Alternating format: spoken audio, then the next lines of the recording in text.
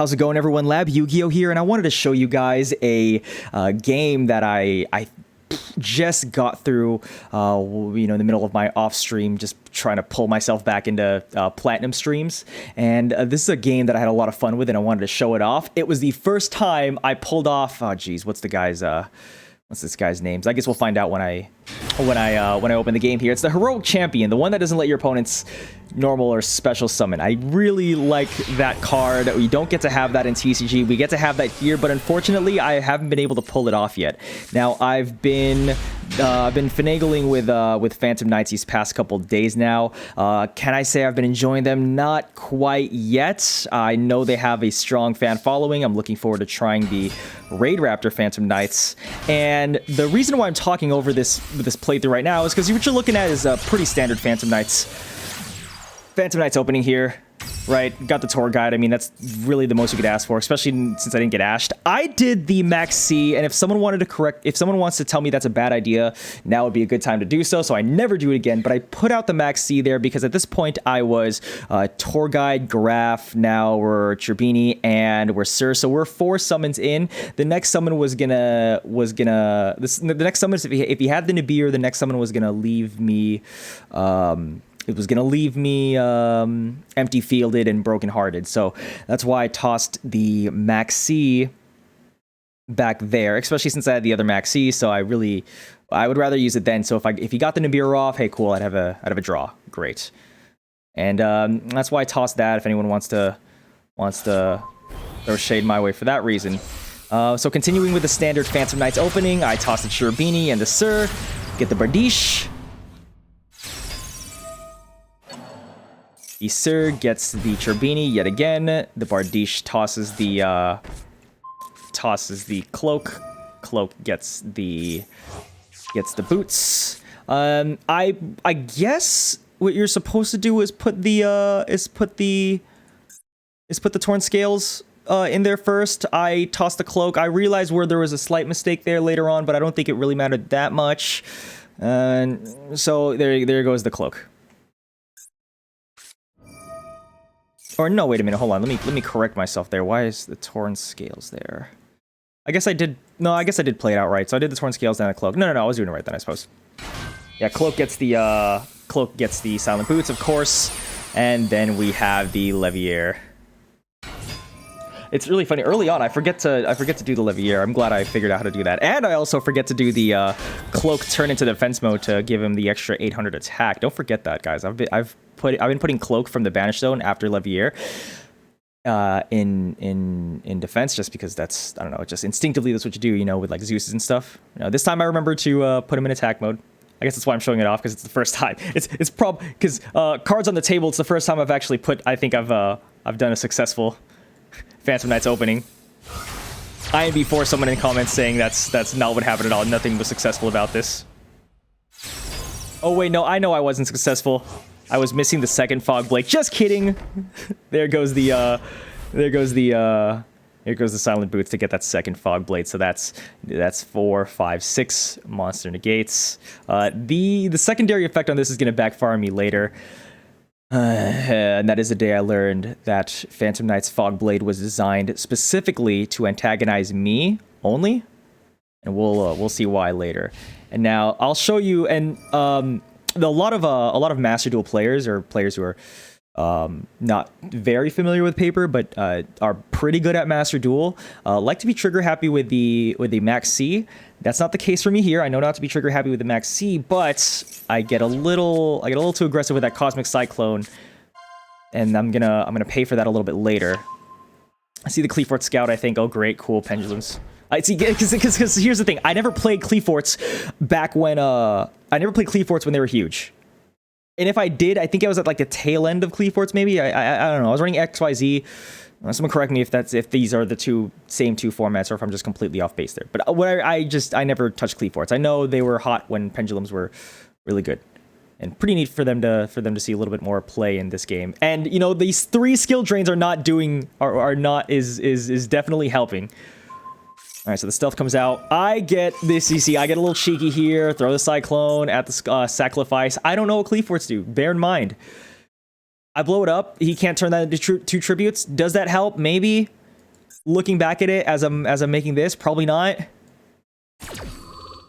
It's not like he'd be able to summon anyways. He spent it on the stealth. My bad.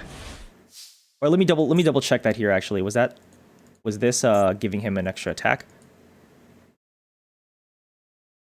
Great. So yeah, no, it did nothing for me. The 21 was gonna clash with Bardiche. Oh boy.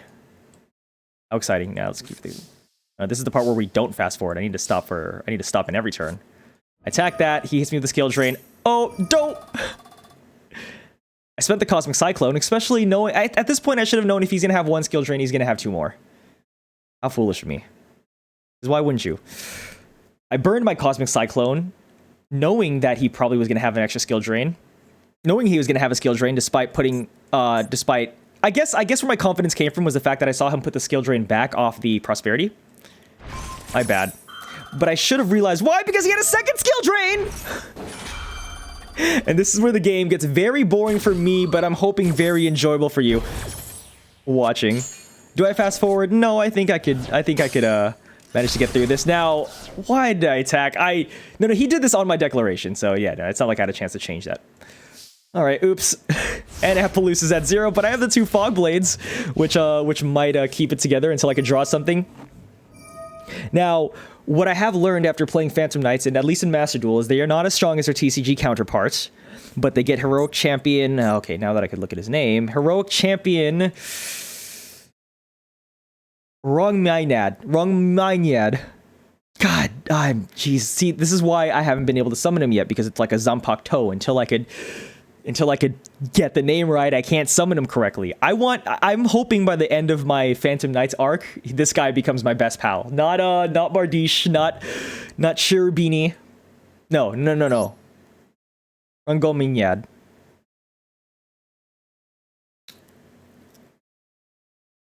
And turn 2 plays are much more valuable in Master Duel, even adding to that. I mean, I haven't played any, like, Master Duel meta tournaments, but yeah, turn two matters. I mean, now I have 3 I learned my lesson from getting booted off Platinum that 3 Lightning Storms, Regeki, maybe a Feather Duster probably isn't the worst idea.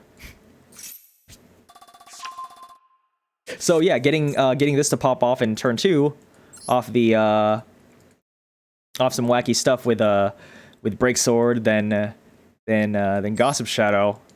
Be very, very nifty if I do say so myself. Alright, so there's Fogblade number 1. Fogblade number 2. I don't know, I don't want to lose the life here. I mean, what is he linking off those? I don't know what Qliphorts do, that's my problem. So I draw into the Ash Blossom, that does nothing for me for the rest of this game. I tossed that to get that. Now, why did I do that? I guess I don't know why I did the gloves. I mean, I guess it kind of comes in handy. I mean, I could lie and say, yeah, I got the gloves because I knew I was going to discard it, despite the fact that it was going to be negated, but I needed him in the graves. No, let's be honest. Like, I liked his colors. Toss it, whatever. It comes in handy eventually to give me the, what is the name of this guy? Whatever, you know what at this point, if you don't know what these traps do, I'll fill you in. They basically, for all of them except the level 4 one, all of them except the one that turns into a monster, banishes itself from the grave, special summons a Phantom Knight from the grave, gets banished when it leaves the field. Get the Levier. I use the Levier to send my own boots, just so I can have more material. Toss a sword, get the boots. I summon the Ash Blossom because she is conveniently level 3. Thank you, Konami. For the Break Sword. Now, if I'm reflecting, I think I was trying to maybe get the Zeus off here because it's 3,000. But then I think I look at my extra deck and see that I could... I probably should have gotten the Zeus. No, because the Zeus would have gotten tossed. So in retrospect, it's probably not the worst idea that I didn't get Zeus, because then I was able to save my... Nope, never mind. I can't think of a reason why that was a good play. I'm a bad player. Get the Utopic Future off. You toss the Utopic Future for the Draco Future. I have a 3,000 beater. That's what I did this for. That's what all that work was for. A classic all that for a drop of blood. Imagery here. Great. Can't attack him! This is where I realized I can't attack him! Because of the Fog Blades! again, learning Phantom Knights, and it took me this long to put into perspective how many times I've gotten just slapped around by Lightning Storm or Gekis. To realize, wait a minute, that I can't attack. Can't attack with monsters equipped with Fog Blade, so I couldn't even turn the game around at this point. I'm gonna spoil it. If you've made it this far, you deserve to know that I win off a top deck. But let it be known if there's anything I can showcase here, it's how versatile Phantom Knights could be. It's how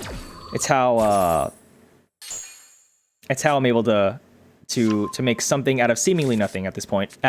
Something out of seemingly nothing. I mean, as you could see, I mean, this to pretty much anybody, this would look like I've ran out of steam. And you know, if you looked at it at surface level, I did, but you're not. Yeah, what you may be missing is the what's in the grave now. So we're gonna watch that transpire. Luckily, I tossed the Maxi. Get the draw off that. Neato. I lose the Fog Blades there, which is kind of efficient, which is kind of nifty. Except for the fact now I have to deal with the Qliphort towers. A little frustrating. I tossed that. I don't know why. I remembered that I thought I had a Phantom Knight in there. I tossed it thinking I was gonna.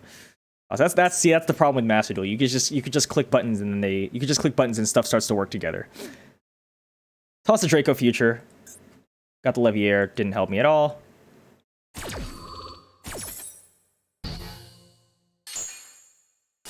Didn't get the negate off. My bad. Attacks over me for the 300. It's to be expected. And at this point, I just have to keep it together long enough to not have to take. I am 2 attacks away from this guy to getting further away from my hopes and dreams.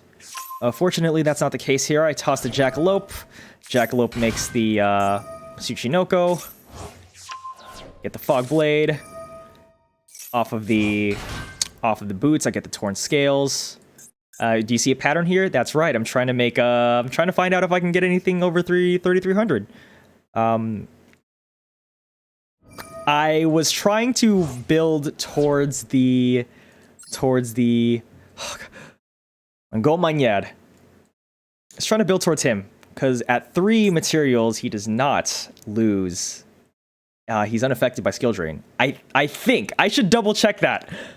I mean, I see, for once I'm reading cards, so I think it matters. I think it matters this time. I was hoping I could get around. So at 3 materials, unaffected by other cards' effects. And then somehow end up with Gossip Shadow. I have the Fog Blade here to stop the next attack. So that's what my idea was. If you find a play here where I could have made it in this turn as opposed to what ends up becoming the next turn, let me know. But the Fog Blade here is to stop the attack, so I can get him at 3 materials off of Gossip Shadow. Oh, wait a minute. No, I can't. Because I was still hoping for I can't, because for me to even get the Gossip Shadow off, I would need to get around the skill drain, and how were we gonna do that? I cannot possibly imagine, because I burned through both of my Cosmic Cyclones. Lightning Storm at this point is dead. I mean, what do I do? You know what? Here's what you do. If you're still paying attention. You take as much life points as you can, ram into him with everything on the board, then Lightning Storm. For what? Yeah, you Lightning Storm the skill drain, then you could maybe pull something together with everything in the grave. All right, well, let's move on. Do I need to go fast? Yeah, we're. There's a Bardiche. It's on the board. Break Sword gets on the board. See, that's my So my mistake was forgetting that there wasn't a Phantom Knights in the grave. Oopsies. It doesn't matter. Pays off later. Attacks that. That hits the grave. Graveyard effect. Gets these 2 guys at level 4. And I summon my partner, my friend. Are we gonna get the name right this time? Heroic Champion Roggen. I feel like pencil SpongeBob by trying to pronounce that. All right, 15. It's cool. He's not getting rid of him. He wants to get rid of him so badly because he thinks I have something cheeky up my sleeve. He thinks I have a master plan. He thinks I have master play.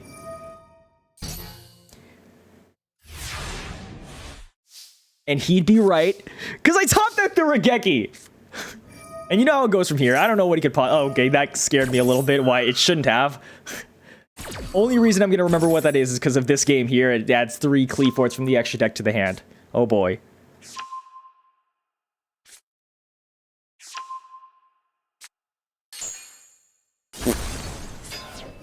Okay, what I wish the replay emphasized was how powerful it felt to put Dangerous Tsuchinoko in attack. I didn't need to do that. I would have had it. 20, 36. Banish that. Banish that. Get any of these. Get that. Get Break Sword. That would have been game. I didn't need to put this in attack mode. Why did I do it? I don't know. It just felt powerful, and I could only hope that my opponent here felt the same way. And then, you know, there's the money shot.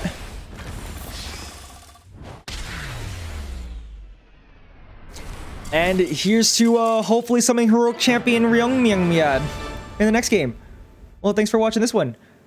Maybe upload tomorrow? I don't know. Good night.